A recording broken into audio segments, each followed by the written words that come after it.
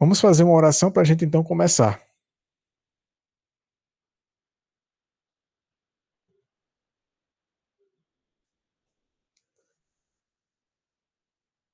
Oremos.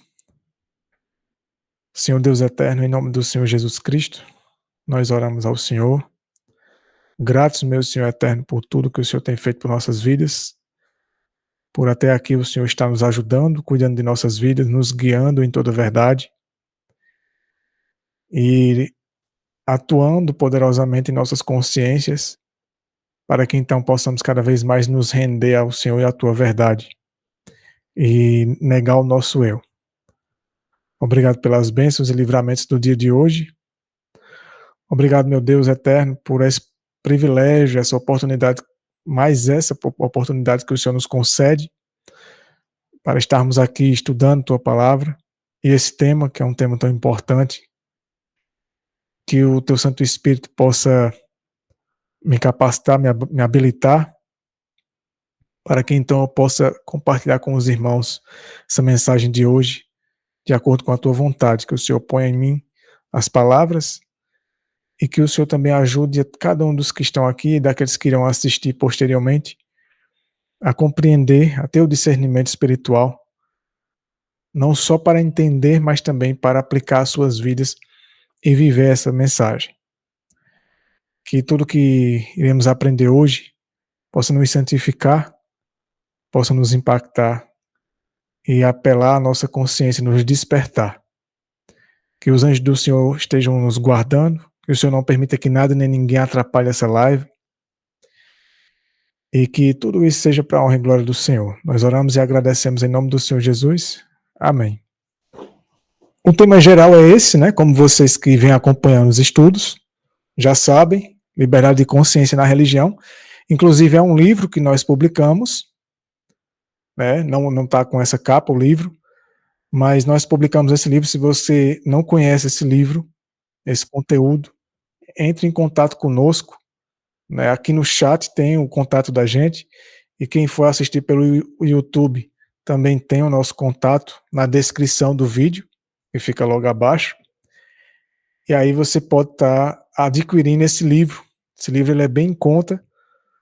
Se você comprar só um, você vai estar pagando apenas R$7, e se comprar a partir de 10, cada unidade a gente vende por R$5, justamente para você poder compartilhar com outras pessoas esse conteúdo. Então, é um conteúdo extraordinário. Você entende, de acordo com o que a gente vem estudando, e como a gente vai encerrar hoje esse conteúdo e o próximo estudo, o porquê que Satanás faz de tudo para que esse tema ele não tenha força, para que esse tema ele não se espalhe assim de maneira mais intensa, ele não tenha tanta notoriedade. E isso é muito simples. Hoje nós vamos entender mais sobre isso, e creio que quem já vem estudando esse conteúdo já entendeu o porquê.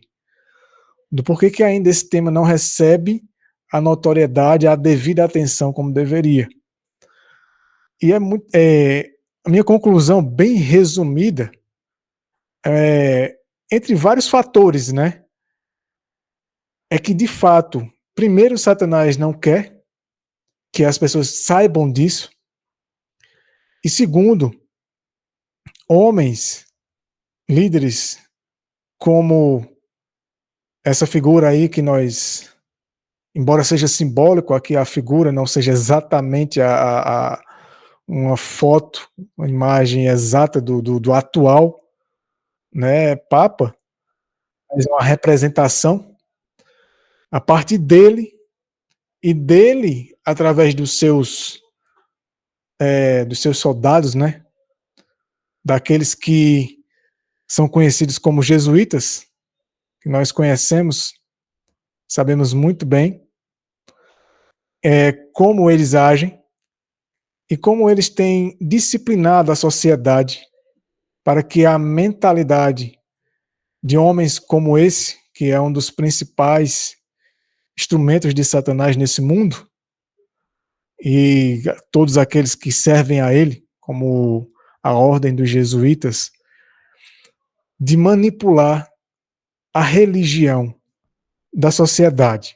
da membresia e também dos protestantes, de maneira cada vez mais sutil. Nesse estudo, nós iremos primeiramente entender esse tema aqui, que é o tema geral de hoje: o mau uso da liberdade e suas consequências. Até aqui nós entendemos, né, quem acompanhou os estudos anteriores e quem já leu esse livro da liberdade religiosa, nós já entendemos como funciona na prática a liberdade de consciência. E existe, claro, como tudo, né, assim como todas as reformas, como por exemplo a reforma de saúde e outras reformas que Deus nos orienta, sempre existe o mau uso, né? O abusar daquilo que Deus orienta. E existem pessoas que elas vão levar para ao ponto de ou extremos para a libertinagem, ou de usar a questão da liberdade de consciência como uma ferramenta, uma justificativa para se vitimizar e acusar que as pessoas estão tirando sua liberdade com qualquer coisa. Mas apesar disso, nós temos entendido que embora haja esse mau uso da liberdade de consciência, mesmo assim temos que aprender, temos que viver na prática o respeito, mesmo à má escolha das pessoas, na medida do possível. Embora orientando, exortando, aconselhando, ensinando uns aos outros, mas sabendo que, como iremos estudar agora, as consequências do mau uso virão mais cedo ou mais tarde. São consequências que sabemos que são consequências, como diz aqui, ó, para a eternidade. Existem escolhas que são para a eternidade. E estamos, na verdade, sujeitos a fazer escolhas que vão ter consequências de arrependimento eterno e muito triste. Também haverá escolhas que nos darão um regozijo eterno e muito feliz. Que Deus nos ajude a fazer a devida escolha de tudo aquilo que Deus tem nos orientado e nos submeter a tudo que Deus tem nos ensinado através da palavra dele. Então, a gente começa o estudo da seguinte maneira. Jesus Cristo, em João capítulo 12, disse o seguinte: porque eu não vim para julgar o mundo, mas para salvar o mundo. Aquele que me rejeita e não recebe a minha palavra, tem um que o julga. Então, quem é? Está aqui em João 12, de 47 a 48. O Senhor Jesus Cristo deixou bem claro. Aquele que rejeita, que não crê, que não aceita, né, a verdade, a mensagem de Cristo, o Evangelho, dentre todos os seus detalhes, porque se a gente for parar para pensar, o Evangelho ele é muito profundo, bem mais profundo do que temos ensinado ou aprendido. E quando a gente rejeita conscientemente, o Senhor Jesus Cristo deixou bem claro, e aqui ele como homem, dando o exemplo para todos nós, para que então possamos seguir esse exemplo. Ele disse que aquele que me rejeita e não recebe a minha palavra tem um que o julga. E aqui diz assim no texto: quem é esse um que julga quem não crê? Não é Cristo, nem Deus, pois é Cristo em quem Deus se manifesta, e que é Deus conosco, diz claramente que não julga. Então, quem é esse um? E aí o verso 48 dessa mesma passagem revela para a gente quem é esse um, de quem o Senhor Jesus Cristo está tratando, que é a palavra que tenho dito. Essa o julgará no último dia. O próprio Tiago, né, na epístola de Tiago, ele também fala que seremos julgados pela lei da liberdade, salvos pela graça, pela fé, né? Sendo justificados, mas julgados pelas obras, porque a verdadeira fé, ela vai levar à obediência da fé. Então, Cristo deixou bem claro que ele não veio para julgar, nem condenar, porque a própria palavra tem essa tarefa. E a própria palavra, ela julgará cada um de nós. Ela é a lei, ela é a constituição de Deus para julgar o caso de cada indivíduo nesse mundo. E então, pense nisso aqui. Observe as palavras que ele disse. Voltando. Observe, as palavras que ele disse são as palavras da vida eterna. Como diz aqui em João 12 ainda, né? Continuando, né? Versículo 49 a 50. Porque eu não tenho falado de mim mesmo, mas o Pai que me enviou deu-me mandamentos sobre o que hei de dizer e sobre o que hei de falar. Agora preste atenção nessa frase que está em destaque, em amarelo. E aqui ajuda a gente a compreender essa questão de que a palavra é quem julga o ser humano. E aí ele diz assim: e sei que o seu mandamento é vida eterna. Portanto, tudo o que eu disser, como o Pai me disse, assim falarei. Lá em João capítulo 6, como está aqui embaixo, no versículo 68, Pedro falou para Jesus Cristo: tu tens as palavras da vida eterna. A própria Bíblia também diz que, como Deus orienta, examinai as Escrituras, porque julgais ter nela o quê? A vida eterna. Então a palavra é a palavra da vida eterna. Como diz aqui, como essa é a palavra da vida eterna, todo aquele que a rejeita, rejeita o quê? Rejeita a vida eterna. Isso é muito óbvio. E por mais óbvio que pareça, você chegar a essa conclusão, por mais óbvio que pareça, e tão simples que é isso, mas mesmo assim, na prática, isso parece que não surte efeito na gente. Porque, na prática, e sinceramente falando, ninguém em sã consciência, ninguém assim, entre aspas, né? Digamos que pelo menos a maioria quer rejeitar a vida eterna, né? De maneira deliberada, voluntariamente. As pessoas nunca param para pensar que se a palavra, qualquer mensagem, qualquer orientação divina, qualquer mandamento de Deus contém a vida eterna, ela é aquilo que traz a vida eterna para o homem, porque a palavra ela funciona da seguinte forma: dentro de nós, naturalmente falando, só existe morte. As nossas faculdades morais, elas estão mortas para os princípios e para a palavra de Deus, para aquilo que é santo e divino. Consequentemente, quando a palavra é recebida, quando a palavra ela entra em nossa mente, em nosso coração, ela contém a vida eterna. E ela revifica, ela reaviva, ela traz vida para as faculdades que estão mortas. Essa morte é a morte moral e espiritual. É disso que estou falando.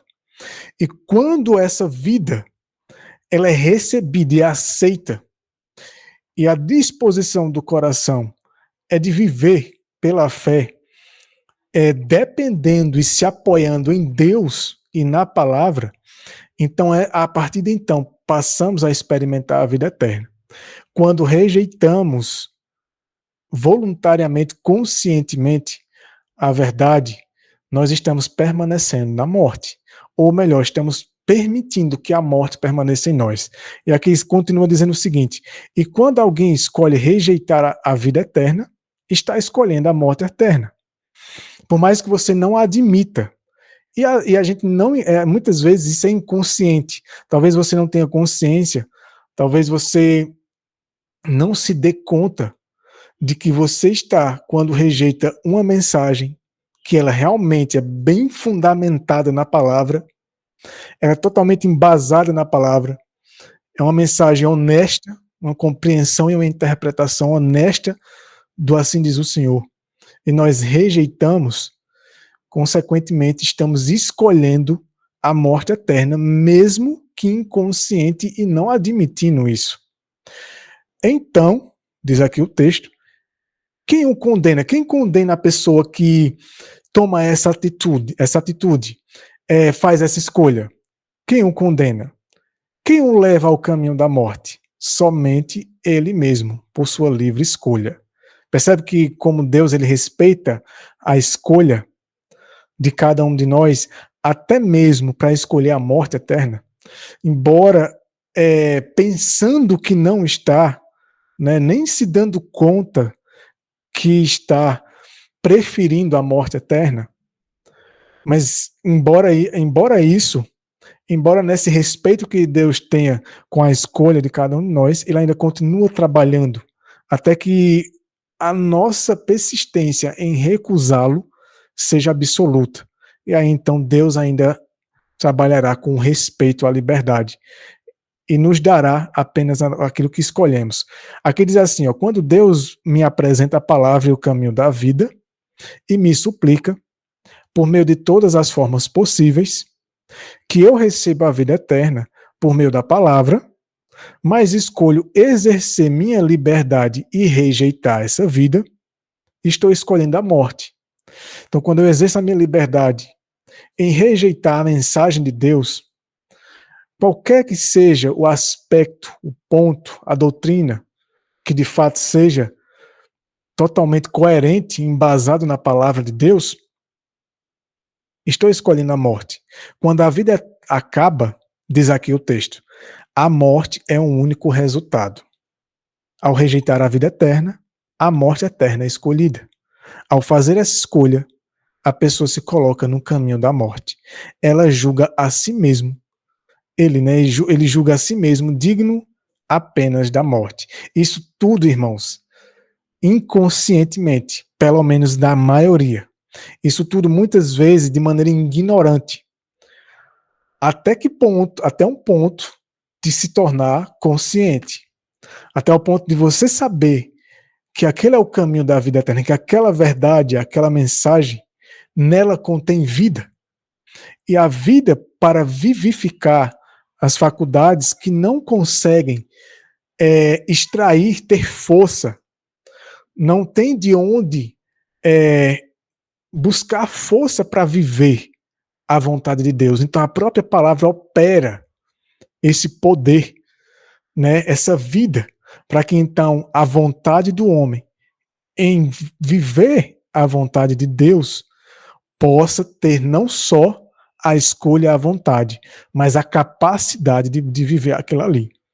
E quando recusamos e preferimos a palavra do homem que não tem vida, e que não é eterna, e que não tem poder, preferimos mandamentos de homem, interpretações que distorcem, como aconteceu aqui, ó. Ou melhor, vamos ver isso mais para frente, o que eu ia falar, que é o que aconteceu com Paulo e Silas com relação aos judeus. Mas antes da gente chegar nessa questão de Paulo, vamos ler alguns textos para que a gente tenha noção do que pode ser a nossa situação e de que, embora essa possa ser a minha ou a sua realidade, não é uma coisa sem solução. E Deus está nos mostrando, nos dando essa oportunidade para então reverter essa situação. Porque Efésios diz o seguinte, Efésios capítulo 2, diz que e vos vivificou, ou seja, nos deu vida, estando mortos em transgressões e pecados. Então o ser humano, embora ainda vivo nessa vida biológica e passageira emprestada por Deus, ele diante de Deus, ele já pode estar morto. Morto em transgressões e pecado. A partir do momento que o indivíduo escolhe o pecado, prefere continuar no pecado conscientemente, ele gosta, ele prefere ter o prazer do pecado do que da fidelidade a Deus, da pureza e da santidade, Então, ele, diante de Deus, ele já se encontra como um morto. É um morto vivo. Como diz aqui em 1 Timóteo 5, esse texto é interessante.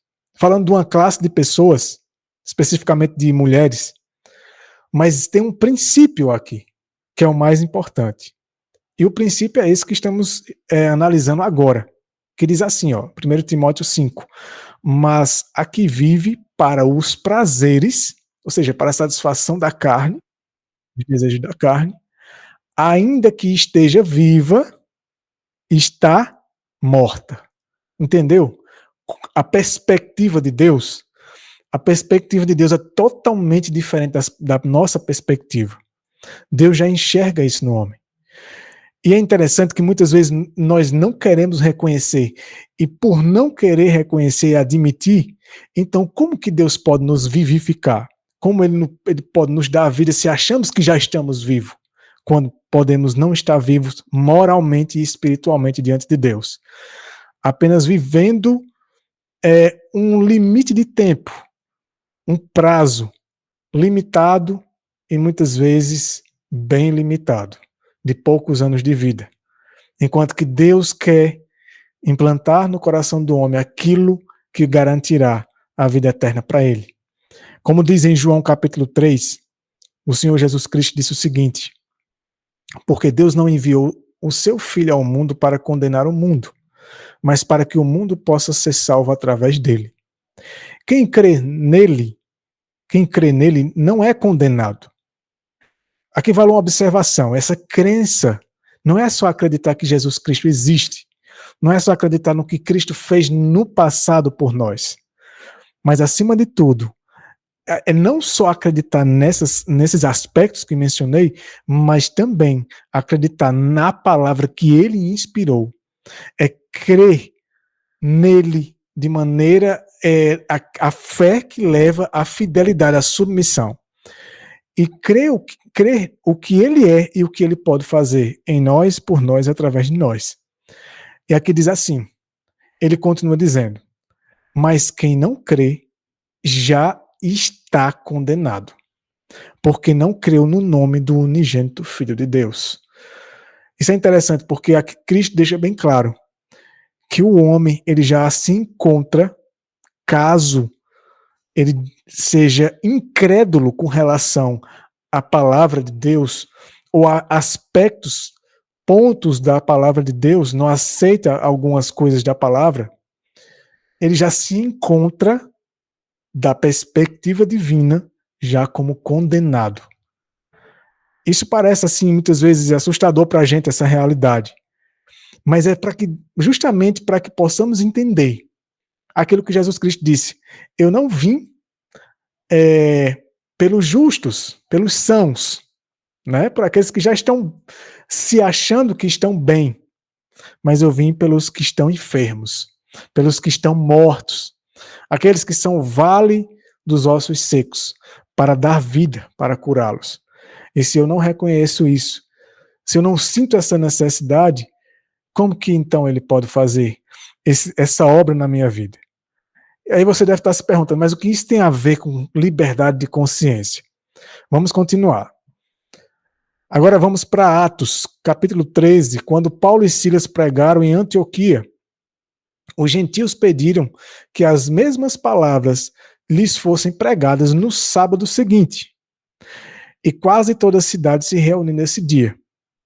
E lá no capítulo 13 de Atos, versículo 45, 44 e 40, diz assim, ó, toda a cidade se reuniu para ouvir a palavra de Deus, e os judeus, cheios de inveja, contradiziam e blasfemavam.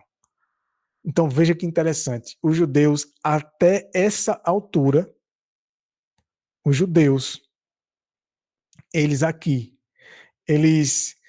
ainda tinham inveja, contradiziam e blasfemavam o evangelho de Cristo. Até essa altura, até esse período aqui, Paulo ainda trabalhava intensamente pelos judeus. Mas veja, por causa da inveja, eles contradiziam, distorciam aquilo que Paulo ensinava e blasfemavam. E então, Paulo e Silas, tomando coragem, disseram: no versículo 46, era necessário que a palavra de Deus fosse primeiramente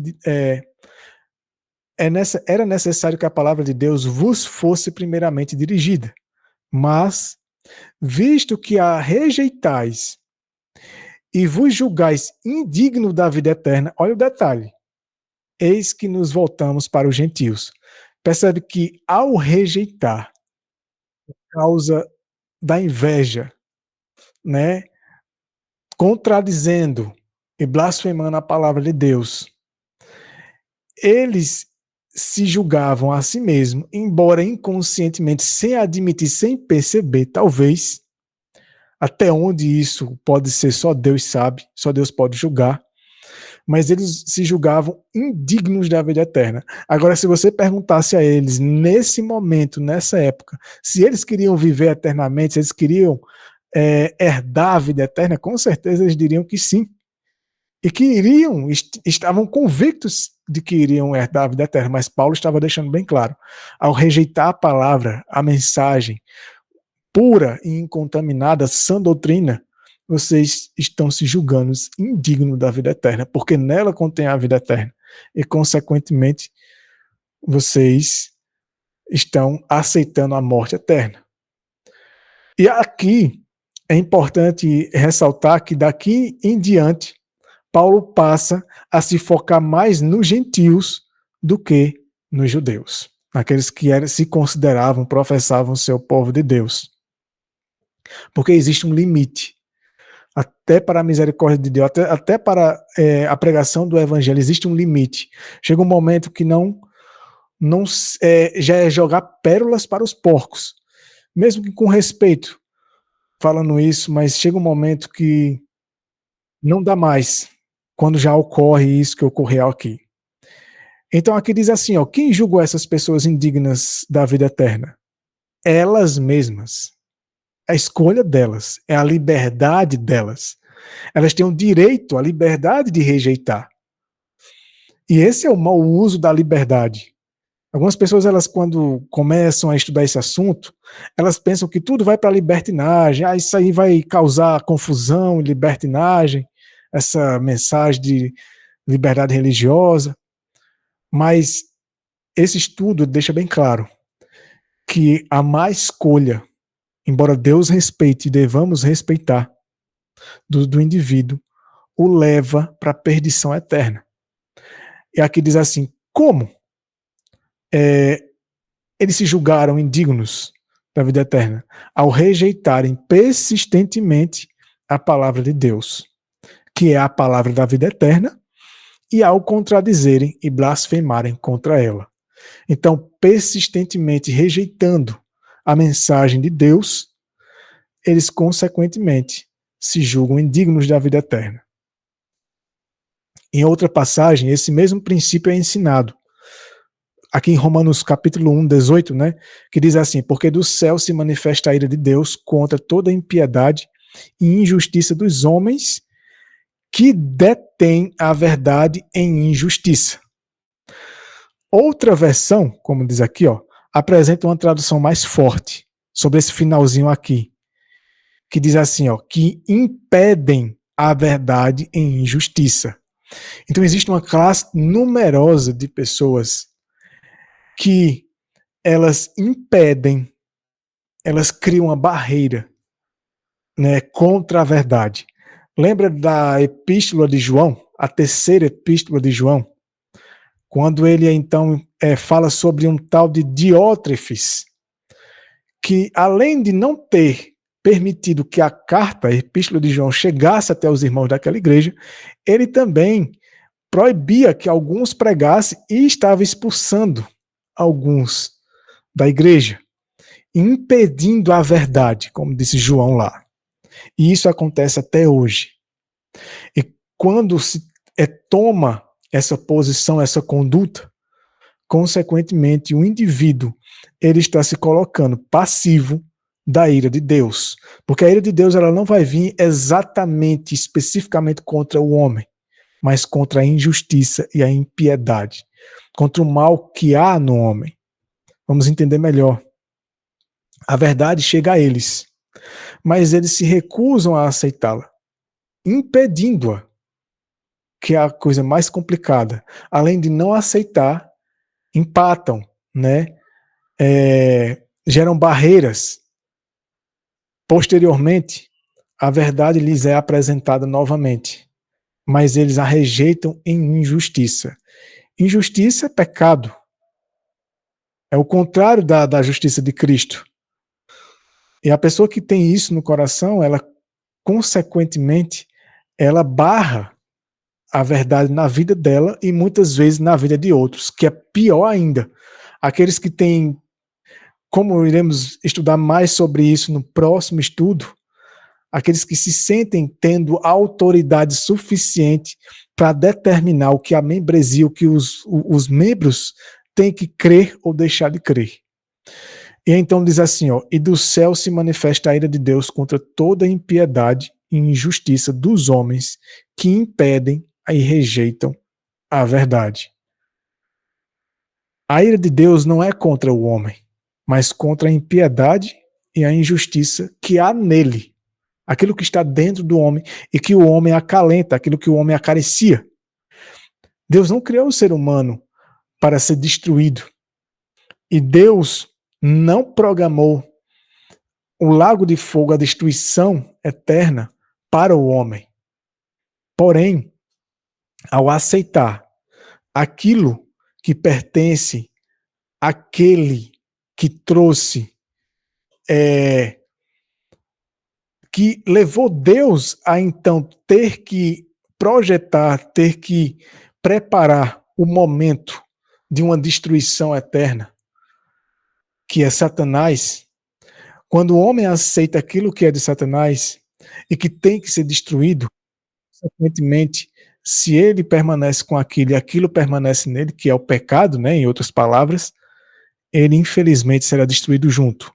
Diz assim, ó, quando o homem rejeita a palavra de salvação de Deus, que o libertaria de toda impiedade e injustiça, permitindo que permaneçam nele, em seu coração, ele se identifica com elas, de tal forma que, quando a ira de Deus atingir essas coisas, consequentemente também o atingirá, porque ele se identificou persistentemente com elas.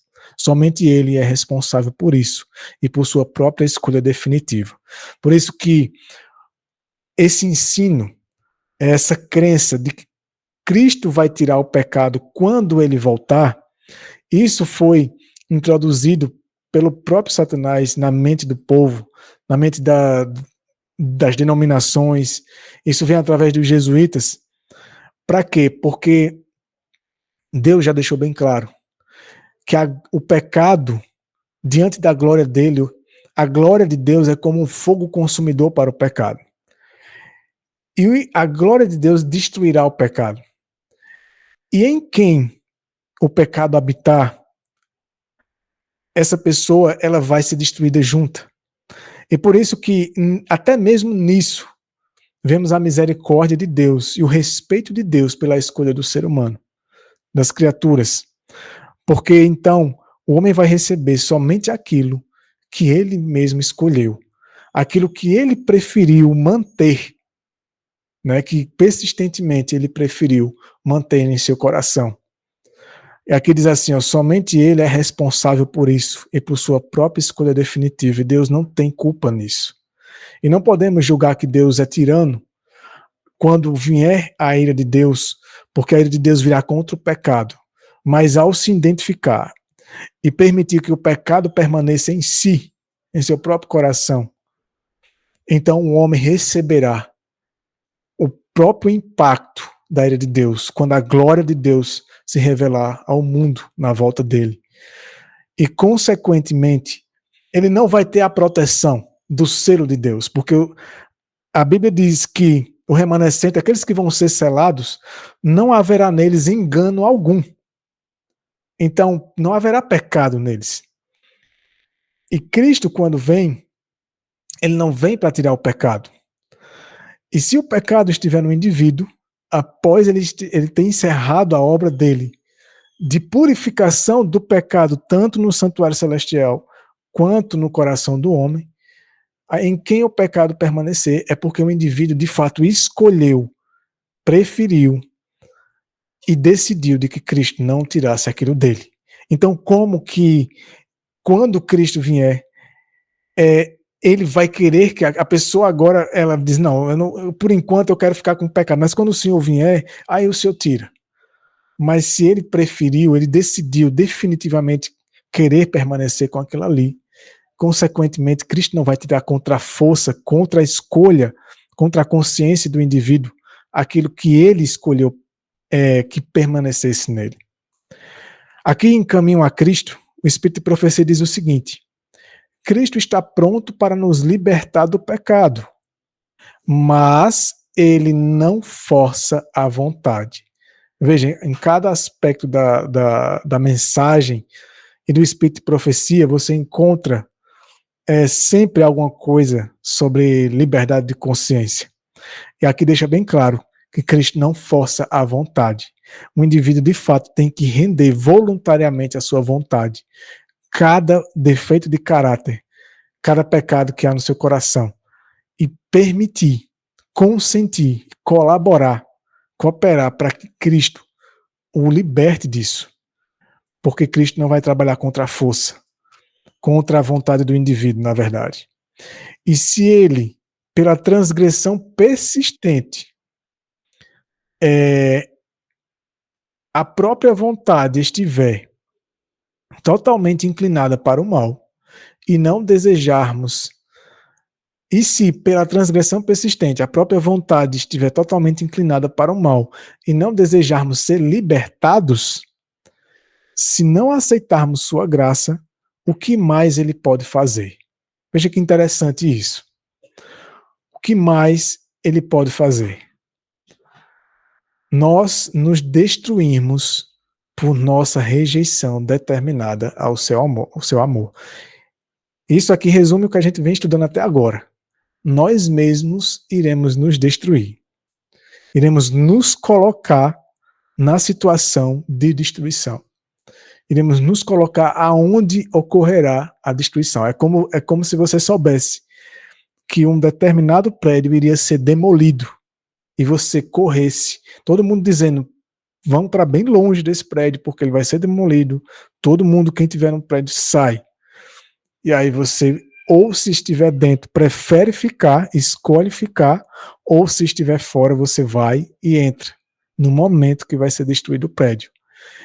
Foi avisado, foi deixado bem claro para você a consequência, o que iria acontecer, mas você escolheu, muitas vezes porque tinha alguma coisa ali, você quis arriscar, algum bem material, alguma coisa, enfim, mas você escolheu estar ali no momento da destruição e, consequentemente, será destruído junto.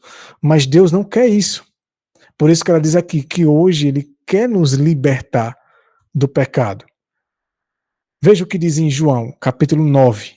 Disse-lhe Jesus, se fosseis cegos, Jesus estava falando aqui, o contexto, né, para judeus, e esses, por sua vez, estavam começando a compreender a mensagem que ele estava trazendo, o recado que Cristo estava querendo dar a eles. E então Jesus Cristo fala de maneira simbólica, espiritual, assim, ó, se fosseis cegos, não teríeis pecado. Olha que interessante. Enquanto estavam na ignorância, não havia, diante de Deus, Deus não considerava aquilo ali como um pecado. Porque é assim que Deus julga. Porque o pecado é transgressão da lei, ou seja, a desobediência à lei é uma desobediência voluntária à lei, consciente. Mas como agora dizeis, nós vemos, portanto, o pecado permanece. Isso aqui é muito interessante. Veja que agora que eles admitem que entenderam o que Cristo estava querendo ensinar a eles, o que Cristo estava tentando exortá-los, então Cristo diz, ok, mas vocês estão entendendo, mas como rejeitam, não aceitam, então agora vocês não são mais ignorantes do pecado de vocês e o pecado permanece. Esse entendimento aqui, essa informação de o pecado permanece, se você entendeu até agora e a gente vai ver mais textos sobre isso, de que se o pecado permanecer, o que é que acontece com o pecado? Aqui no maior discurso de Cristo, diz o seguinte, aqui já é um texto separado. Se preferis o pecado e vos recusais a abandoná-lo, a presença de Deus que consome o pecado tem de consumir-vos. Por quê? Porque o pecado permaneceu, eu fiz questão de que o pecado permaneça em mim, no meu coração. E então a presença de Deus que consome o pecado consumirá o indivíduo, me consumirá junto, se assim for a minha escolha. Veja o que diz um desejado de todas as nações. O Espírito de Deus consumirá o pecado em todos quantos se submeterem ao seu poder. Quando? Agora. Hoje, né? Como diz Hebreus. Então, essa é a obra que ele está tentando operar em nós. Em consumir, destruir o pecado, destruir o poder do pecado no nosso coração. Em tirar, mas não contra o nosso consentimento, contra a nossa vontade. E ele não força isso. Ele precisa que realmente reconheçamos e, de fato, queiramos que ele opere essa obra. Porém, se não permitimos que ele opere essa obra agora, enquanto ainda houver graça, aqui diz assim, se os homens, porém, se apegarem ao pecado, ficarão com ele identificados. Então, a glória de Deus que destrói o pecado tem que destruí-los. É parecido com o que a gente leu anteriormente, né, no maior discurso de Cristo. É o mesmo princípio, a mesma informação. Então, é muito simples. O pecado ele é como se fosse um combustível. E o fogo, quando é ateado no combustível, se o combustível for jogado em mim, e jogar um fósforo pegando fogo, aceso, no combustível que está em mim, eu serei consumido junto com o combustível. E assim ocorre com o pecado. E por isso Deus quer que façamos o devido, o correto e o mais sábio uso da nossa liberdade, da nossa escolha, da nossa consciência, para que então possamos render a nossa vontade para a obra que Ele quer operar em nós. Para que Ele não permita, para que também não permitamos que esse seja o nosso fim, porque não é essa a vontade de Deus. Então, quando o fim chegar, você sabe o que está escrito para os que estiverem à esquerda de Cristo. Ele dirá: apartai-vos de mim, malditos, para o fogo eterno, como diz lá em Mateus 25, né? Então aqui diz assim, preparado para você? Não. Não foi preparado para nenhum homem que já existiu nesse mundo. E o restante do versículo continua, foi preparado para o diabo e seus anjos. Então percebe o amor de Deus pela humanidade? O lago de fogo não foi preparado intencionalmente para o homem. E até o último segundo de cada homem, de cada pessoa que estiver sendo consumida no lago de fogo, ali então, Deus nunca quis aquilo ali. É chamado da obra estranha dele. Ele está dando apenas ao homem o que o homem realmente quis.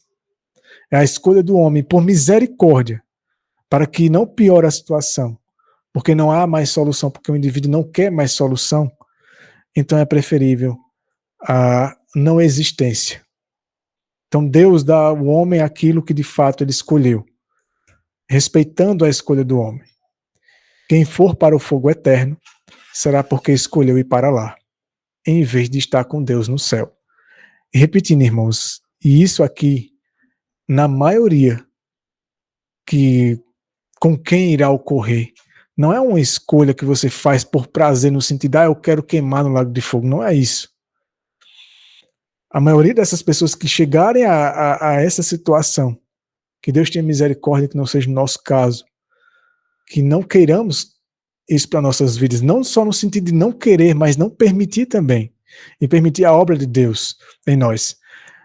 Mas quando chega a um ponto desse, quando chegar a um ponto desse, a pessoa ela vai se dar conta do quanto Deus tentou trabalhar na vida dela e livrá-la dessa situação, dessa circunstância. Mas ele sempre respeitou a escolha da pessoa em dizer não para a obra de Deus na sua vida, para a salvação e para a fidelidade a Deus. Quando chegarem lá, irão para um lugar preparado para outros, não para eles. Preparado para Satanás e os anjos dele, os anjos maus. E é por livre escolha que estarão lá. Por livre escolha. Essa é a consequência final da má escolha, do mau uso da liberdade de consciência. Eles fizeram a escolha e se mantiveram firmes nela. E esse é o único lugar que podem chegar. E quando se encontrarem lá, terão de se contentar, assim como se contentaram quando fizeram sua escolha. Quiseram aproveitar essa vida, escolheram aproveitar apenas uma vida passageira, uma vida que, se no máximo durou aí seus 80, 90 anos, e olhe lá. Embora saibamos que não temos isso tudo mais, temos bem menos do que isso. Então, assim como se contentaram nos prazeres da carne, satisfazer os prazeres da carne nessa vida, terão que se contentar com o fim, o triste fim, de estar numa situação de destruição eterna. E sabendo que, embora alguns vão queimar menos, outros mais, mas com certeza será algo muito sofrido. Que Deus nos ajude a que nossas escolhas não nos levem a esse caminho final. Aqui diz assim desde o início, desde a criação da primeira criatura até a destruição da última que existirá, o homem está sobre o alicerce da liberdade absoluta, livre para usar sua liberdade da maneira que quiser. Então veja, a mensagem da liberdade de consciência, ela deixa bem clara que devemos respeitar a liberdade das pessoas, saber lidar com a consciência, com a escolha das pessoas, mas também para aqueles que abusam da liberdade e que buscam, então, viver a libertinagem, as consequências virão. Sabemos que muitas pessoas que desrespeitam, que violam a liberdade de consciência dos outros, por culpa delas, elas vão ter uma parcela na má escolha de muitas pessoas que fazem mau uso da sua liberdade. Porque muitas vezes, na verdade sempre, com raras exceções, quando forçamos, quando impomos as coisas para as pessoas, chega um momento que as pessoas cansam. E por isso muitos filhos de pais que são de igreja e que depois esses pais ficam se perguntando, passei toda a minha vida tentando ensinar meu filho, fazê-lo andar no caminho da vida eterna, e então quando ele ficou de maior, ele se desviou. E quando teve a oportunidade de sair de casa, também saiu dos caminhos de Deus. Muitas vezes as pessoas se perguntam como que meu filho saiu, sempre levei ele para a igreja, mas será que soube lidar com a consciência, com as escolhas, ou foi tudo sempre forçado, imposto, coagido? E depois a pessoa se cansa daquilo ali, fazia aquilo ali só para se livrar, muitas vezes, da importunação, da inconveniência, muitas vezes da imposição, mas não estava fazendo de coração e voluntariamente. A gente nunca para pensar nisso. E muitas dessas pessoas, elas podem até vir se perder, mas aqueles que agem como narcisistas na vida de outro, eles também têm uma grande parcela, se não se arrependerem, se converterem dessa conduta. Tem uma grande parcela no juízo final. Então diz aqui, e durante todo esse tempo, Deus se apresenta de todas as maneiras possíveis para convencer o homem a enxergar e a trilhar o caminho certo, usando sua escolha como da maneira certa. Quando, no entanto, o homem usa sua escolha da maneira errada, ele finalmente obtém simplesmente o que escolheu. E ele mesmo é o único responsável por isso. E isso é liberdade religiosa. Isso é interessante, porque é a conclusão óbvia. Aquilo que tem um trecho se não me engano, é em Provérbios. Eu vou parafrasear, não lembro exatamente cada palavra, Eu até havia separado esse texto, eu acredito que está no primeiro estudo, mas que diz assim sobre os jovens, né? Que o jovem aproveite a sua juventude e faça aquilo que está no seu coração.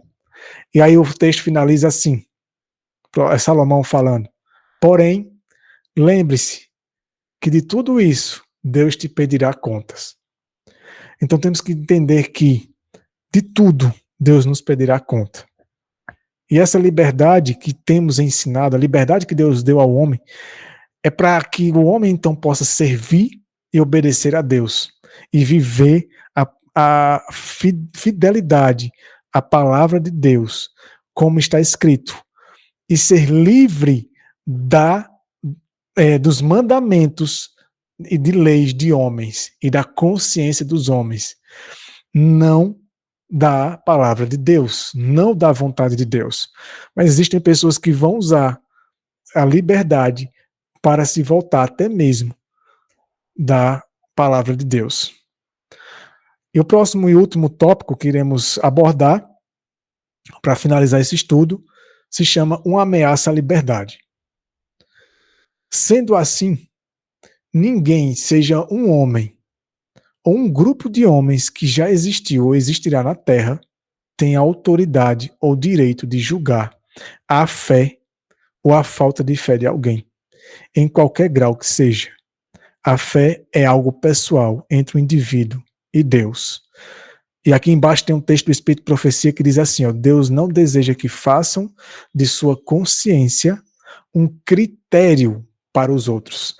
Só esse texto aqui, irmãos, isso aqui já gera muita ira no coração daqueles que de fato gostam de manipular a religião, a crença, a fé de membros, de fiéis, de pessoas de diversas igrejas. Homens que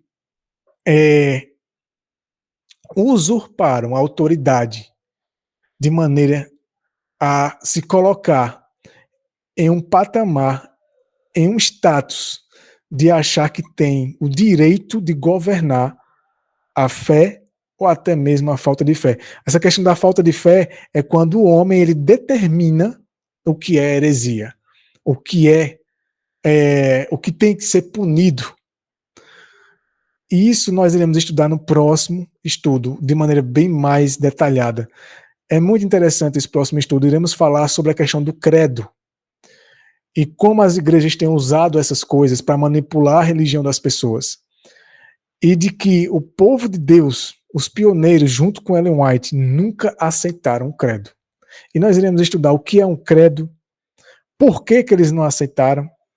Iremos estudar uma outra informação, uma outra ferramenta, porque isso acaba sendo uma ferramenta que Satanás implantou no coração do homem de querer determinar a fé dos membros e julgar a fé deles.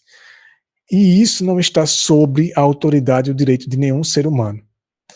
Por isso, a figura principal desse estudo, a capa desse estudo, é uma ilustração representando simbolicamente o papado, né?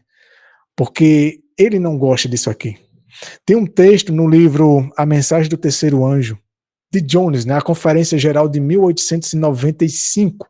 Nós publicamos esse livro em 2 volumes. O volume 1, logo nos primeiros capítulos, Jones vai abordar muito sobre a questão da liberdade religiosa que eles estavam vivendo, experimentando na própria pele, ali nos dias deles.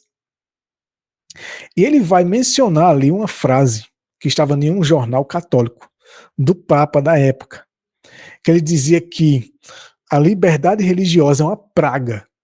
A liberdade de consciência é uma praga que deveria ser eliminada da sociedade. E o quanto eles odeiam a liberdade de consciência, a liberdade religiosa. Por quê? Porque o ser humano, os seus membros, a humanidade tem que estar sujeito à vontade dele. Por quê?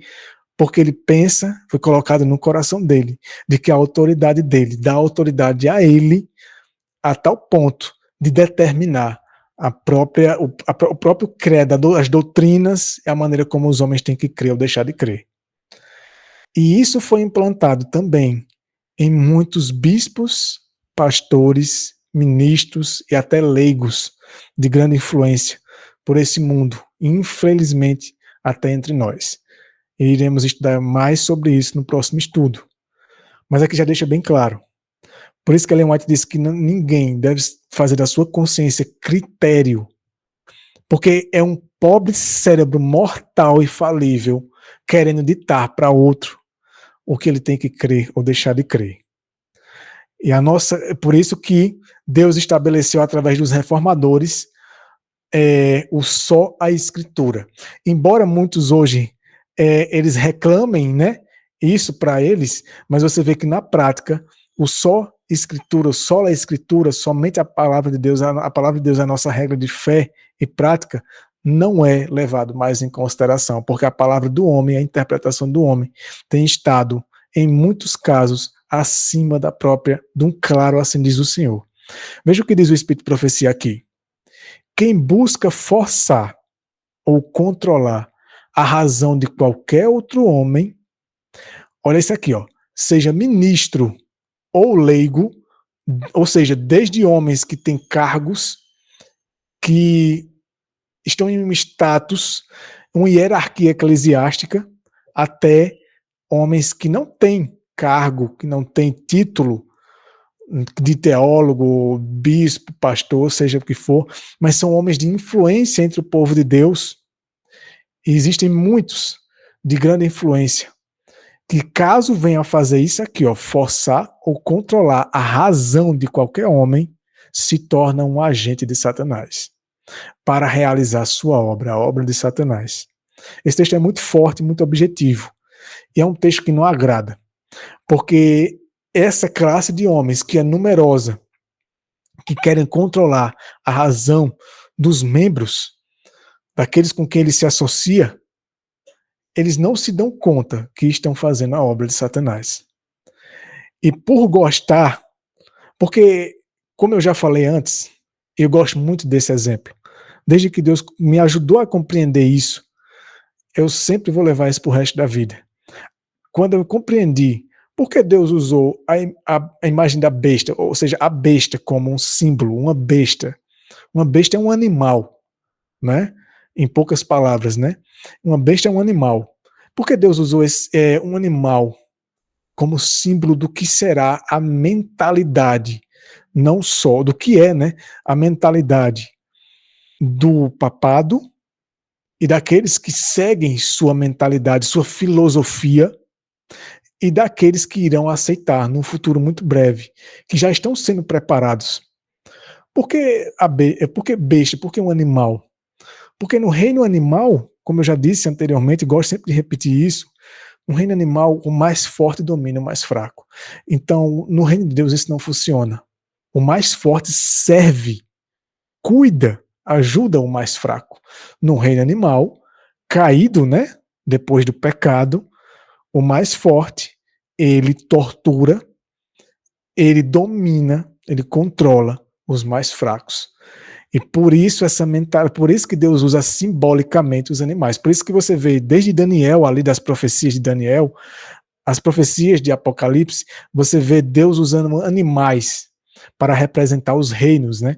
E os reis também. E isso fez sentido quando eu compreendi, quando Deus me deu um estalo sobre isso. Como funciona o reino animal? Como que é? Você já viu, por exemplo, um cordeirinho mandando num leão?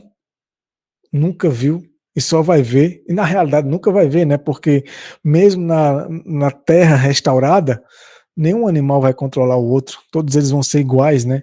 Todos vão se amar e se tratar bem, e isso é surreal pra gente, mas é algo que de fato acontece. Você vê às vezes ainda é um resquício, um lampejo disso, quando você vê que criaturas que são tão oponentes, né? Como por exemplo um rato e um gato, e você vê quando eles são criados ali desde pequeno, eles crescem e ficam amigos, né?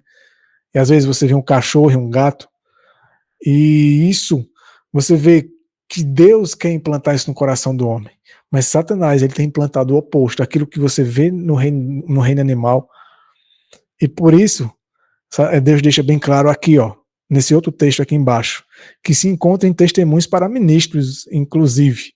Deus não justificará, ou seja, Deus não perdoará, não desculpará a menos que haja arrependimento, claro, né?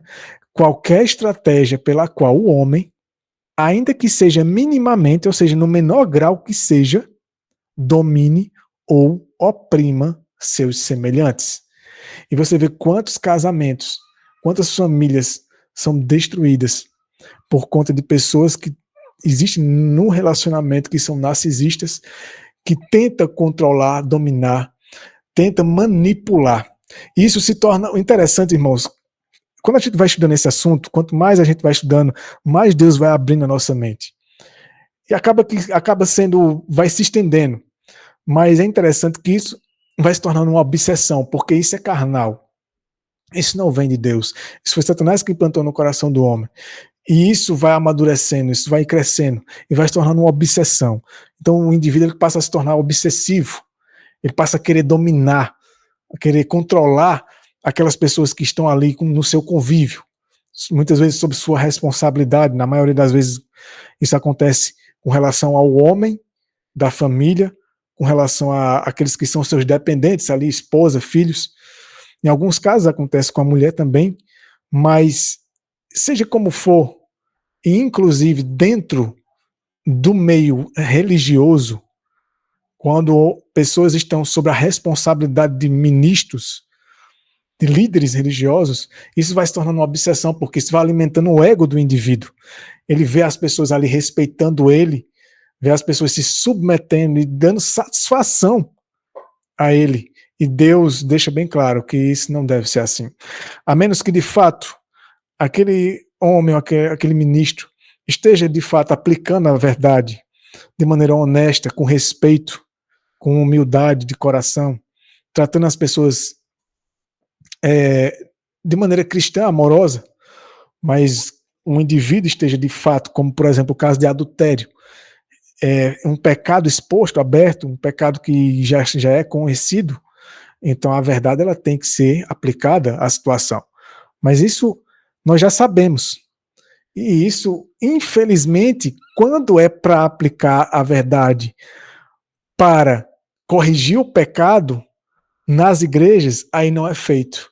Mas quando é para aplicar contra quem de fato está buscando viver a verdade, aí se inventa, aí se usa mandamentos de homens. Por isso que iremos estudar no próximo estudo a questão do credo. Esse é o problema, a inversão de valores, onde os mandamentos de homens se sobressaem à palavra de Deus, e então se aplica, então se restringe, se pune aqueles que estão de fato buscando viver a vontade de Deus, obedecer a Deus, e aqueles que estão abertamente desrespeitando a vontade, a palavra de Deus, muitas vezes é passado panos sobre esses aí, os olhos são fechados para que o pecado permaneça, porque muitas vezes boa parte dos ministros ou de homens que lideram, eles já se corrompem e alimentam aquilo ali, e para manter números, preferem muitas vezes fechar os olhos para o mal e deixar que o mal reine.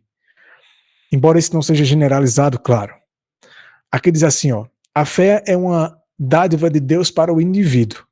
Jesus Cristo é tanto o autor quanto o consumador da fé. Sendo assim, é natural que jamais alguém, a não ser Cristo, tenha qualquer autoridade, jurisdição ou direito em relação ao exercício da fé, que é o elemento vital da religião. Então, ninguém tem o direito, a autoridade, jurisdição pela fé e o exercício, a prática da fé na vida religiosa de seus membros, daqueles que estão sob sua responsabilidade, ou até mesmo de irmão para irmão, de leigo para leigo. Porque, sendo Cristo, veja o que diz aqui, ó, tanto o autor quanto o consumador da fé, somente a ele pertence a soberania e a jurisdição em todos os aspectos relacionados à fé e ao seu exercício, que é a religião. Então, nós só devemos respeito, só devemos satisfação da nossa crença, da nossa fé a Deus, a Cristo. E quando um homem ou um grupo de homens, eles reclamam autoridade sobre a nossa fé, isso é satânico. É o que a gente tem estudado e compreendido até agora.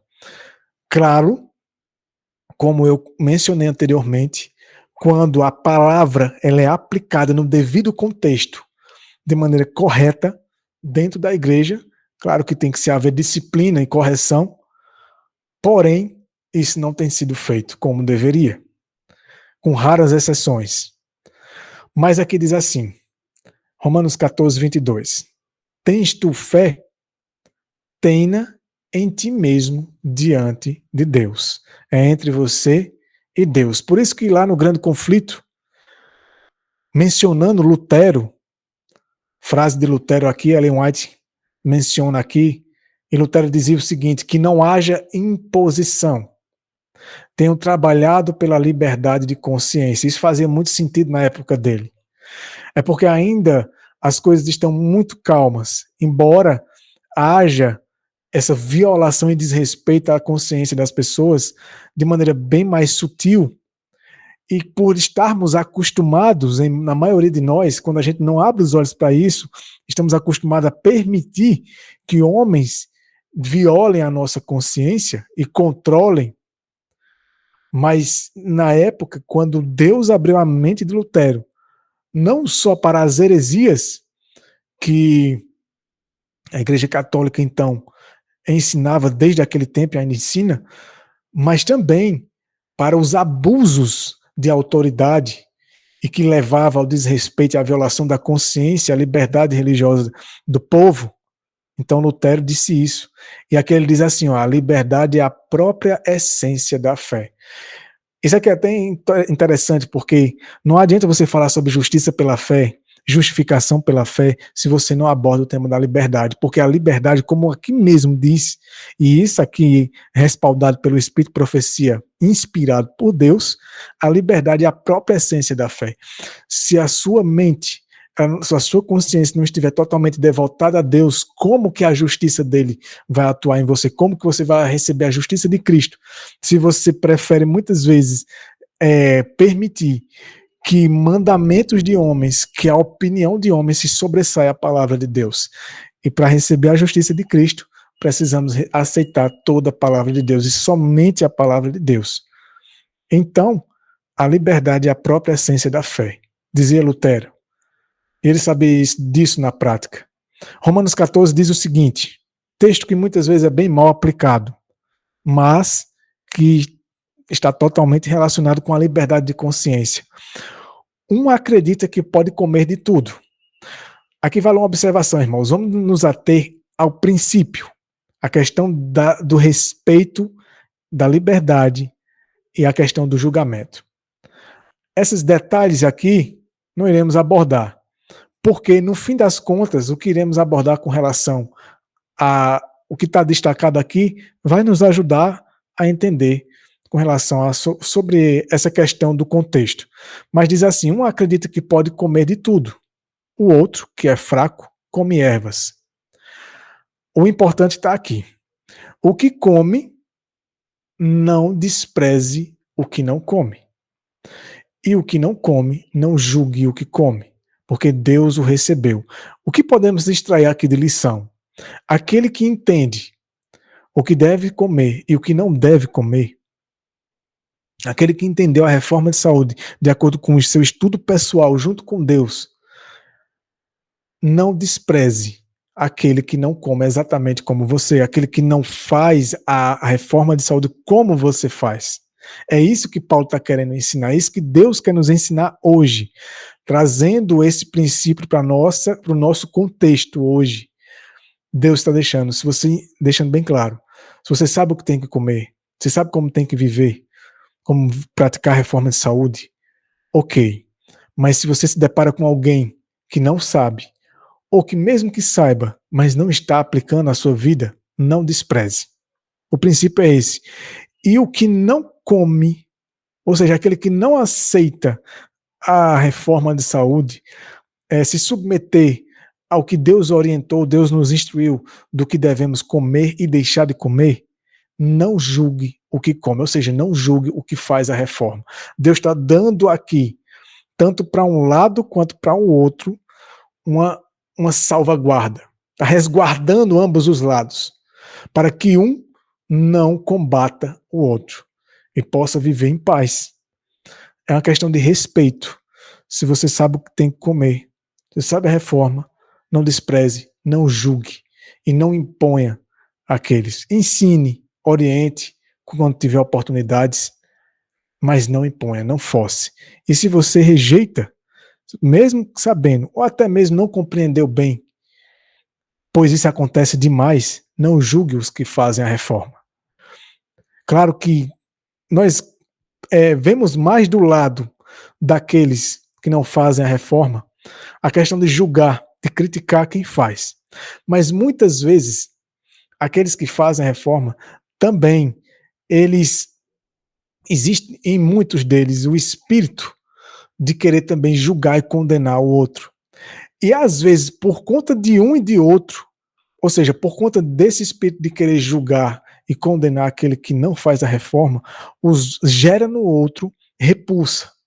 E aí fica aquele ping-pong, né?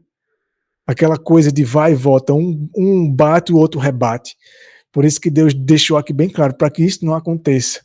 Nenhum julgue ou despreze o outro, embora você saiba o perigo que o outro está correndo. Quem é você? Veja o que Paulo diz aqui, ó. Quem é você que julga o servo alheio? Ou seja, você que condena, que critica o outro. Para o seu próprio Senhor ele está em pé ou cai. Ele será sustentado, pois Deus é poderoso para fazê-lo permanecer de pé. Deus é competente para trabalhar na vida dele.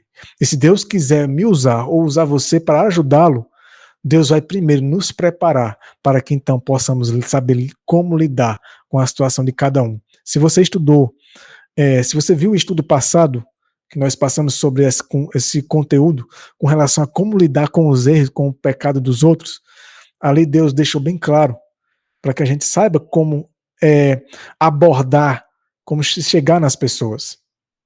E aqui diz assim, em Mateus 23. Antes disso diz, e eu não sou mestre dele, e nem você é o mestre dele. Dessa pessoa, desse servo alheio, desse outro, que muitas vezes nós queremos julgar e condenar. Porque o mestre, como diz próprio Cristo, um só é o vosso mestre, Cristo. E todos vós sois irmãos. Então não devemos querer ser mestre do outro.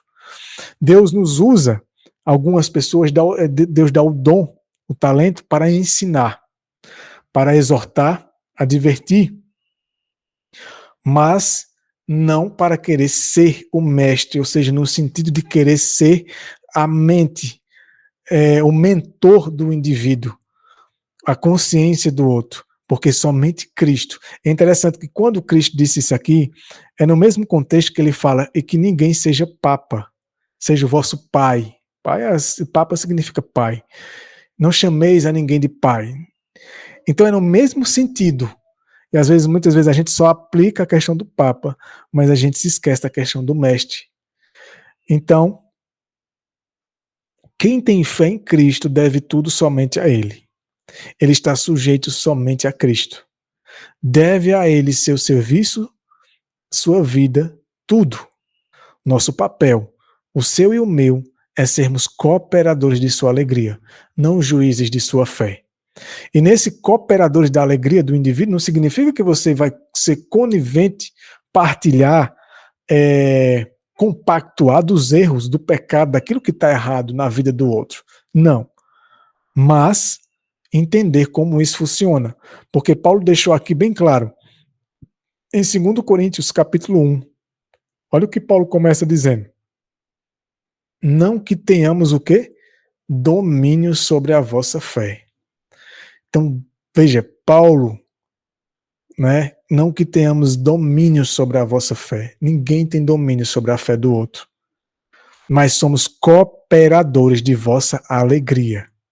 Porque pela fé estáis em pé. E quem, segundo os textos que a gente leu anteriormente, quem faz o homem permanecer de pé? Deus. Esse em pé é no que diz respeito à espiritualidade e moralidade. E essa é a verdadeira liberdade religiosa que estamos estudando desde o início. Mas aqui estamos falando da liberdade religiosa das outras pessoas. É bastante fácil para cada pessoa exigir a liberdade religiosa para si mesma. Todos estão sempre prontos para fazê-lo. No entanto, são bem poucos os que exigem liberdade religiosa para os outros. Então, como é fácil para a gente cobrar que os outros respeitem a nossa liberdade, a nossa religião, a nossa crença. Mas quando é para os outros, às vezes nem nós mesmos respeitamos. O que dirá é exigir que os outros respeitem a liberdade uns dos outros. Então, isso é muito interessante, essa verdade. Porque funciona da maneira como eu abordei a questão do reino animal. Um animal, quando ele se depara com um maior e mais forte do que ele, então ele não se atreve, ele recua. E ali com aquele animal ele não se intromete, ele não se envolve. Mas então, embora ele não consiga dominar aquele que é mais forte, ele vai em busca de um que é mais fraco. Então, muitas vezes, quando alguém mais forte, em certo sentido, né, de acordo com o contexto, oprime a nossa liberdade, a gente sente, a gente se ressente, né? A gente muitas vezes pede que respeite a nossa liberdade, fala para as pessoas que tá sendo caçado, perseguido, mas e quando nós fazemos isso com os outros? Porque muitas vezes a gente não consegue defrontar com alguém que está em uma situação superior à nossa, mas nos deparamos com alguém que muitas vezes é mais simples do que nós no conhecimento ou no status, e muitas vezes nos aproveitamos do status que temos e então dominamos e oprimimos a religião e a consciência de outro. E Deus nunca quis que fosse assim. E assim não deve ser entre aqueles que de fato são cristãos, em menosprezar, em oprimir o outro, só porque muitas vezes é mais ignorante do que eu no conhecimento da palavra, até mesmo na questão de estudo ou condição financeira. E então eu me aproveito desse status que tenho para então oprimir, controlar, manipular a consciência ou a religião do outro. Isso é anticristão. Por isso que aqui diz assim, o capítulo 14 de Romanos nos ensina a reconhecer e a ser eternamente fiéis à liberdade religiosa dos outros. É verdade que todo aquele que não reconhece e não é fiel à liberdade religiosa dos outros, também não a reconhece e não é fiel para si mesmo, assim como a liberdade religiosa deve ser vivida. Ou seja, o indivíduo ele já não respeita a liberdade do outro, a liberdade de consciência, a liberdade religiosa do outro, porque ele já é escravo. Ele nem respeita nem a própria. Ele muitas vezes, quando alguém ofende ele, aí ele quer que seja, ele quer ser respeitado. Mas ele mesmo, muitas vezes, ele mesmo permite que outros controlem a sua própria, manipulem a sua própria religião, a sua própria consciência. E quando nós permitimos que outros façam isso conosco, nós consequentemente fazemos isso com os outros. Tem um texto de Ellen White que eu acabei não colocando nesse estudo, mas ela diz o seguinte, ela diz que uma consciência violada se torna tirana. E uma consciência que é constantemente violada, ela passa a violar a consciência dos outros. Então, o que é feito com o indivíduo, ele passa a fazer com aqueles que é mais fraco do que ele. Isso é a mentalidade da imagem da besta. Isso é a formação da imagem da besta que pode estar ocorrendo em nós. Ele não conhece a verdadeira liberdade religiosa, ou seja, a pessoa que tem essa conduta. Qualquer serviço a Deus deve ser escolhido para ser verdadeiro e aceitável. Quando não é escolhido por livre e espontânea vontade, mas é forçado, esse serviço imposto e coagido é apenas pecado. Quando o indivíduo ele faz algo para Deus por imposição, por pressão, por ser sua consciência pressionada, então, muitas vezes, só para se livrar daquela pressão, o indivíduo faz, mas não faz por amor, não faz voluntariamente, às vezes ele nem entende o porquê e para que ele está fazendo aquilo. Diante de Deus, aquilo é um pecado. E aquele que está forçando o indivíduo àquela situação, àquela circunstância, ele tem culpa também. Então diz assim, ó, como expressou um dos principais historiadores da igreja, olha que interessante essa frase. A verdade forçada contra o homem, contra a sua própria liberdade de escolha, torna-se falsa. Por quê? Porque, embora seja verdade, mas não é uma verdade na vida daquele indivíduo, porque ele não está fazendo aquilo de coração. Lá dentro, no coração dele, na mente dele, ele está com raiva. Ele não está sabendo nem o porquê, nem o para que ele está fazendo aquilo ali. Muitas vezes forçado, e como eu falei anteriormente, para se livrar daquilo ali, daquela importunação, daquela chateação, daquela situação inconveniente, daquela imposição, ele faz só para dar satisfação ao outro. E quando isso é feito, a verdade para ele, porque ali ele está fazendo na frente daquela pessoa, mas quando ele não está na presença daquela pessoa, ele vai fazer errado.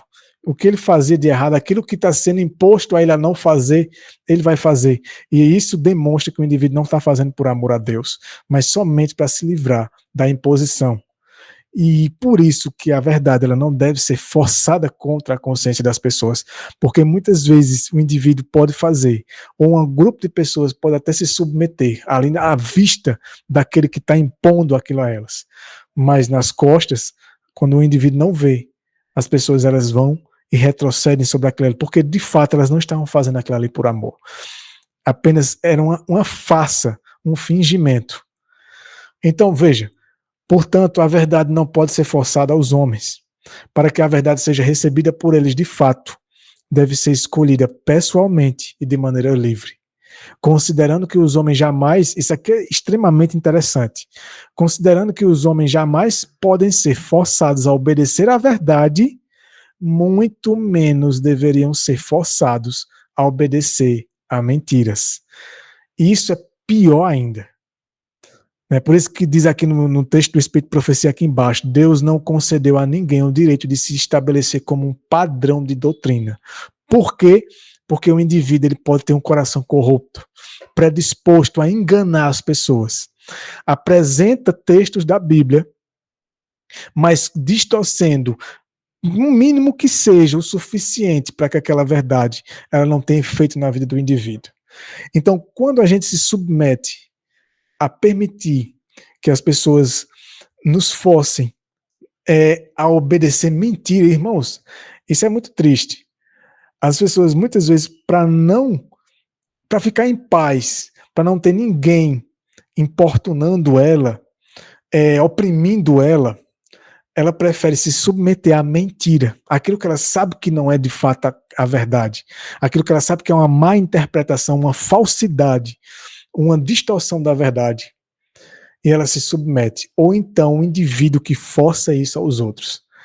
Então, por isso a questão do papado, a questão da mentalidade jesuíta, que se introduziu no meio protestante, e infelizmente muitos de nós, no nosso meio, o meio adventista, também se introduziu mentiras, distorções da verdade, e a gente muitas vezes, para ficar em paz, uma falsa paz, que é mais baseada na doutrina e na mentalidade do ecumenismo do que em qualquer outra coisa, somente para ficar ali sem ser incomodado.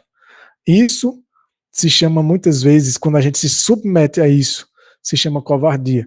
Por isso que lá em Apocalipse, uma das listas daqueles que não irão herdar a vida eterna, em primeiro lugar se encontra os covardes, que se submetem por medo das consequências, por não querer passar por consequências, para manter o status, para se manter em paz ali, mas a pessoa absorvendo mentiras e se submetendo a mentiras, e muitas vezes conscientemente. Isso é terrível. E por isso que Deus não dá essa autoridade a ser humano nenhum, porque muitas vezes o indivíduo até pode começar, e sempre na maioria das vezes, bem intencionado, mas Satanás vai trabalhando de tal forma que para manter números, para manter ali aquela paz, aquela tranquilidade, sem ninguém incomodar ninguém, porque no fim das contas, o pecado não quer ser incomodado, o mal, os vícios não querem ser incomodados, então, consequentemente, quando se incomoda, como acontecia, sempre aconteceu ali na Bíblia, os perturbadores de Israel, causa aquele transtorno, causa como um início de uma perseguição, de rejeição, de depreciação e todas essas coisas, coisas que a maioria das pessoas não querem passar. E por isso as pessoas muitas vezes se submetem a mentiras.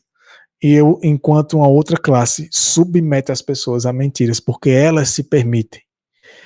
Aqui diz assim, ó, julgar por nós mesmos e praticar os princípios da religião, de acordo com os ditames de nossa própria consciência, é um direito inalienável. Inalienável significa inseparável. Então, julgar por nós mesmos e praticar os princípios da religião, de acordo com os ditames da nossa própria consciência, está em nós, é natural. Deus deixou isso no homem. Deus, cada criatura, inclusive até os seres não caídos, eles têm isso. É inseparável. O escolher, o direito de escolha, o livre-arbítrio, ele é inseparável do ser da criatura. Toda criatura racional, né? E que, de acordo com os princípios sobre os quais o evangelho foi propagado pela primeira vez e a reforma contra o papado foi levada adiante, nunca poderá ser transferido para outra pessoa. Por isso o perigo de terceirizar a religião, de ficar dependente de que outro dite para você o que você tem que crer, como você tem que crer, como você tem que interpretar a palavra. Por isso que temos que ter a nossa comunhão pessoal, individual com Deus. E aqueles que forem sinceros e honestos com Deus, Deus irá uni-los. Serão poucos. Não é à toa que o número dos 144 mil é um número bem pequeno. E nesses últimos dias você vai vendo que a norma ela é muito pura e muito santa. E poucos querem se submeter. E você vai vendo o quanto isso vai afunilando. A sacudidura vai intensificando e vai afunilando. Por isso que não devemos submeter. Não é errado que a gente, entre nós, nos ensinamos, você assista ou esteja no local onde alguém está ensinando, você ali esteja assistindo um estudo de alguém, não é pecado isso, mas é ser bereano. Os bereanos ouviram Paulo, ali calados, com respeito, ouviram Paulo, sabiam quem era Paulo provavelmente, mas eles foram depois, provavelmente devem ter anotado ali o que Paulo ensinava e foram ver se de fato aquilo era verdade. E Paulo disse que eles eram mais nobres, e Paulo não se ofendeu. E assim devemos encaminhar as pessoas à verdade e a Cristo, pessoalmente, individualmente também. Porque no fim das contas, esse é o nosso papel. Não é que as pessoas se tornem dependentes de mim, mas que elas se tornem dependentes da verdade, de Cristo e da palavra, e não do homem. Aqui diz assim, veja que texto interessante do Espírito de Profecia. Devemos defender os verdadeiros princípios protestantes, pois as políticas do papado abrirão caminho para proibir a liberdade de consciência em todos os lugares possíveis. Esse vai ser um dos principais trabalhos e obra do papado. Proibir a liberdade de consciência.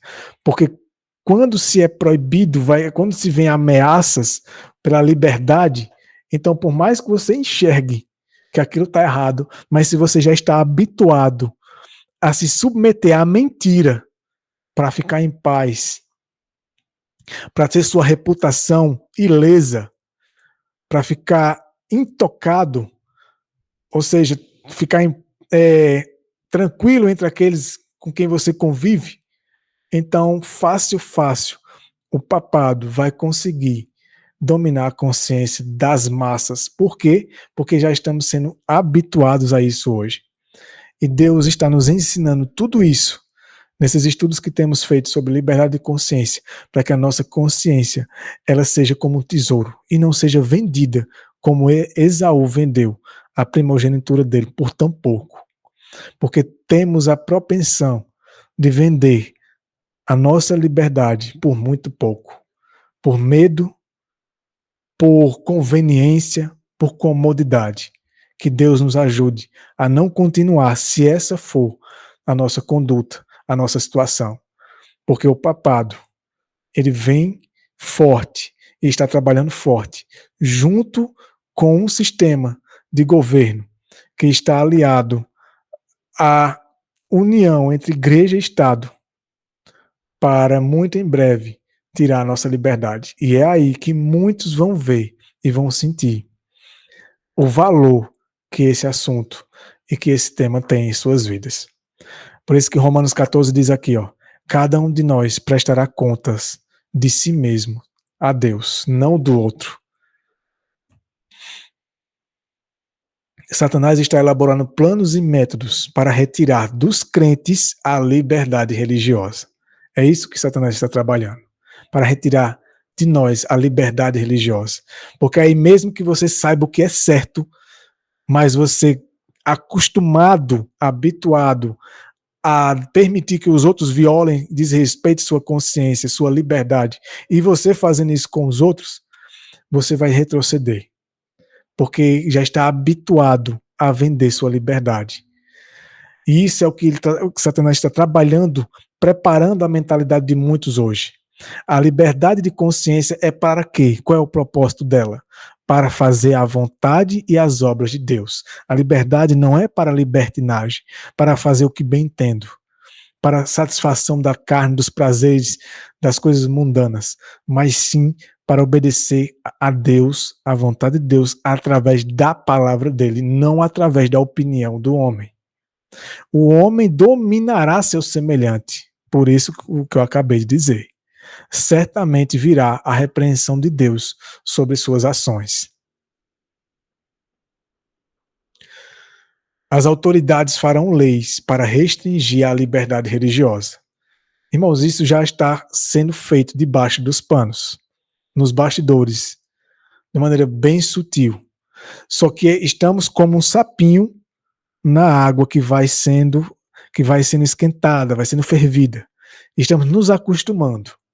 E aos poucos, por nos habituarmos com não dar valor à consciência, à liberdade, à nossa religião, somente com Deus e com a palavra, então isso quando vier a estourar no mundo, muitos de nós serão pegos despreparados. Arrogação, ou seja, as autoridades, né, dos governos e as autoridades religiosas, arrogação, julgarão ter o direito que só a Deus pertence.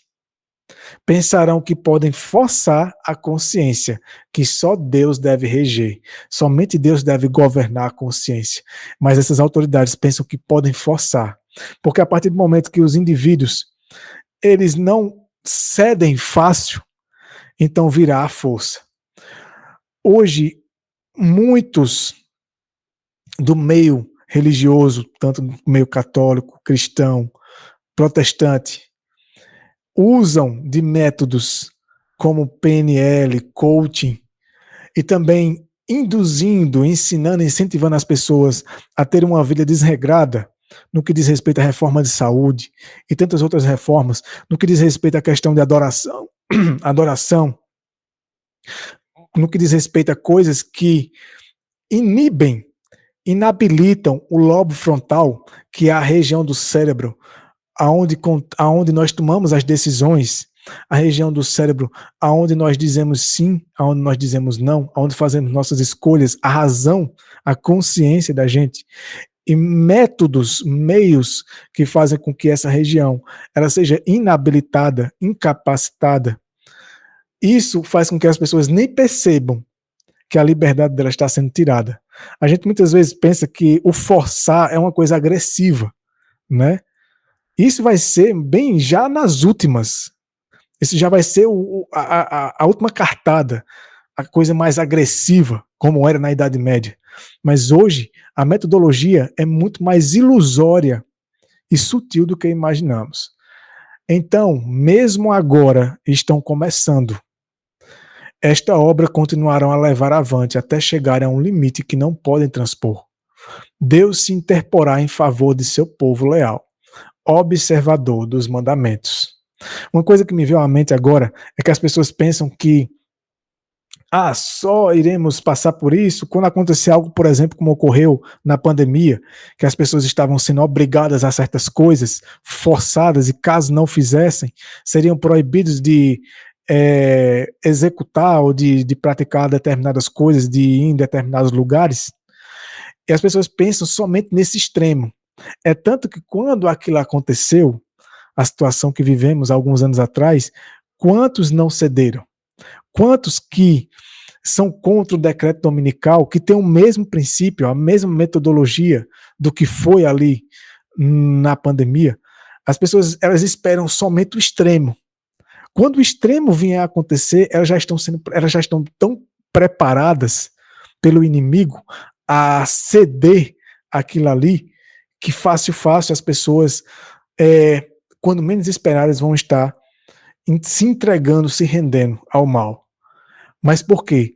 Porque hoje se rendem de maneira sutil e muitas vezes inconsciente a métodos que são usados por Satanás entre o mundo religioso, o mundo secular, a deixar a sua consciência incapacitada de tomar escolhas.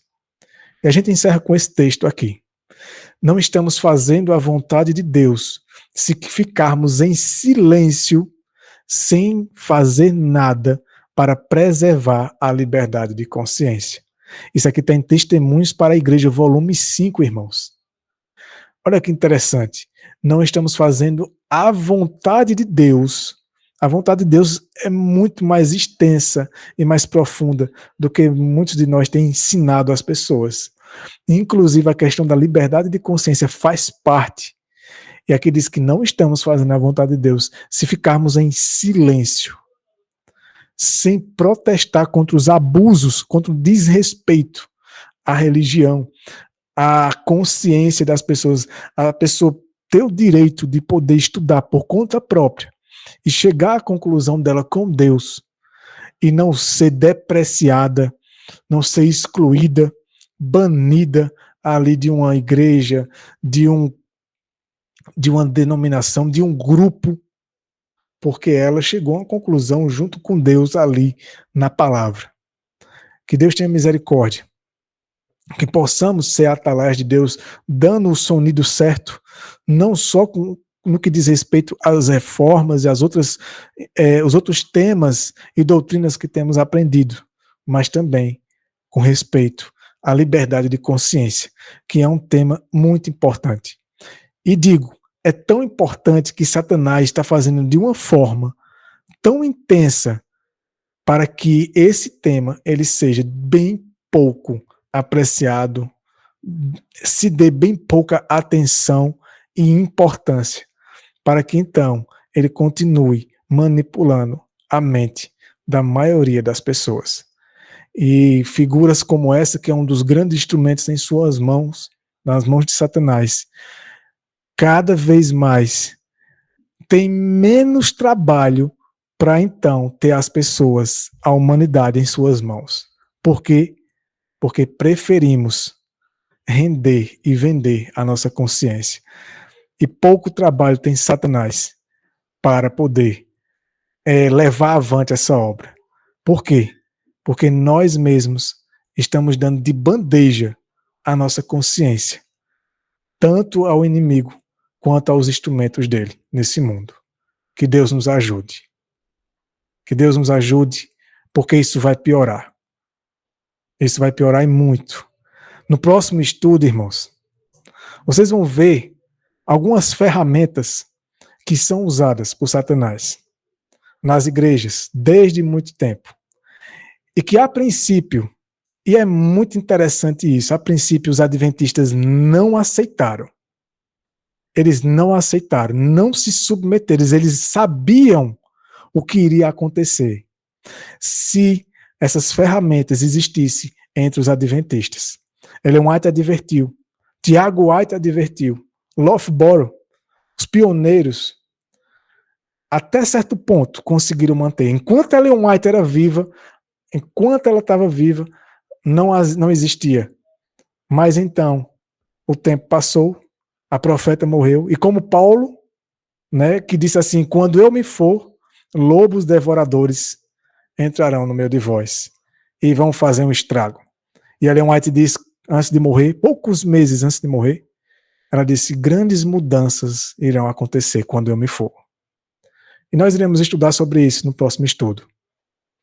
Iremos estudar sobre isso com detalhes, coisas bem práticas e bem objetivas, sem enrolação, para que possamos ter nossa mente aberta e para que Deus possa nos orientar. Porque o fim está muito próximo, irmãos. A volta de Cristo está muito próximo. E tudo isso é muito sério para a gente. Viver tudo o que temos aprendido, a justiça de Cristo, a fé, as reformas e também a liberdade de consciência. Vamos fazer uma oração para a gente encerrar. Senhor Deus eterno, em nome do Senhor Jesus Cristo, nós rogamos ao Senhor mais uma vez, meu Deus. Primeiramente agradecidos. Não é fácil para o nosso eu, não é agradável para o nosso coração carnal. Não é agradável, meu Deus, ouvir essas coisas. Nós recuamos dessas coisas. Mas que o Senhor nos ajude a levar em consideração, pelo menos, a levar em consideração, a refletir sobre tudo isso. E se alguma coisa nos despertar com relação a essas coisas que temos aprendido, esse assunto, os outros estudos que fizemos sobre tudo isso, sobre a liberdade de consciência, que o Senhor nos ajude, meu Deus, a viver e a compartilhar com outros, a ajudar outras pessoas. Talvez se muito entre nós não aceitar, não levar em consideração, lá fora existe uma multidão de pessoas.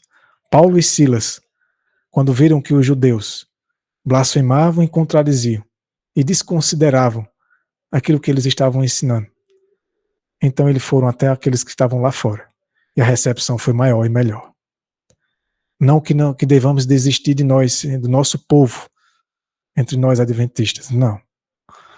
Mas que possamos então compartilhar uns com os outros. E se houver a rejeição, respeitemos, mas que não estagnemos, não ficamos estagnados, que possamos prosseguir, porque tem muita gente para ser alcançada nesse mundo. Que o Senhor nos ajude, que o Senhor nos use como instrumentos em tuas mãos. Nos ajude, meu Senhor eterno, sobre todas essas coisas. Nos ajude, meu Deus, a ajudar pessoas também, assim como o Senhor tem nos ajudado. Que o teu Santo Espírito, com poder e intensidade, fortaleça todas essas verdades em nossos corações, em nossas mentes. E que possa operar a tua vontade, a tua salvação, e quebrar o poder do maligno em nós. E que a nossa mente seja, e a nossa consciência totalmente devotada, e somente ao Senhor e à tua verdade. Embora respeitando uns aos outros. E até podemos entre nós compartilharmos uns com os outros e ouvirmos uns aos outros. Até porque, quando o Senhor usa um servo teu, muito do que podemos aprender com os servos do Senhor nos ajudarão em nossas vidas. Mas que sejamos como os bereanos, que possamos ir até a tua palavra e ver se de fato aquilo é verdade. Obrigado por mais essa oportunidade, por mais esse estudo. Que o Senhor continue abençoando a vida de cada um desses que estiveram aqui e daqueles que venham assistir posteriormente. Que os anjos do Senhor continuem os guardando, teu Santo Espírito os guiando, os capacitando, os fortalecendo, os encorajando para tudo que virá, tudo que iremos enfrentar com o teu Santo Espírito, com a mente de Cristo. Que tudo isso seja para a honra e glória do Senhor. Nós oramos e agradecemos em nome do Senhor Jesus Cristo. Amém.